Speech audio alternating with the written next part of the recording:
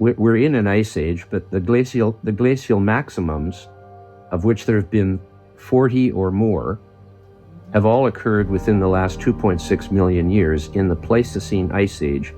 We are now in an interglacial period, but it's still colder than it was for the 250 million years prior to that. Everything's upside down. They're saying there's too much CO2 when there's never been so little. They're saying it's too hot when it's actually colder than it's been almost the whole time of the Earth right now, because that's why all that ice is on the poles. All of the limestone in the Earth's crust was made by life. The White Cliffs of Dover are made of the skeletons of coccolithophores. Inadvertently, it meant that the CO2 in the ocean and the atmosphere started going down from about 5,000 parts per million at the time that shell process was invented to 180 parts. From 5,000 to 6,000 to 180 at the peak of the most recent glacial advance. Because plants don't just need CO2 to live, they need a certain concentration of it. We have increased the amount of CO2 in the atmosphere by about 50%.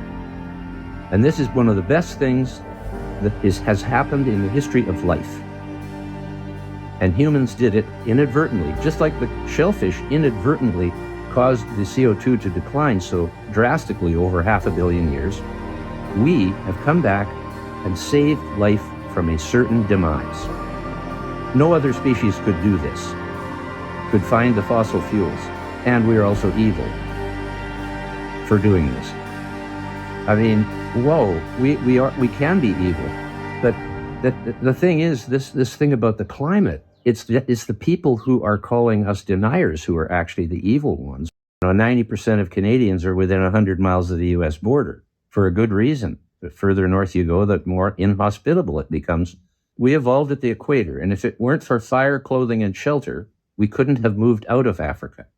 And even at the equator, there's nights that are cold enough that you want to have a big animal skin on you while you're sleeping.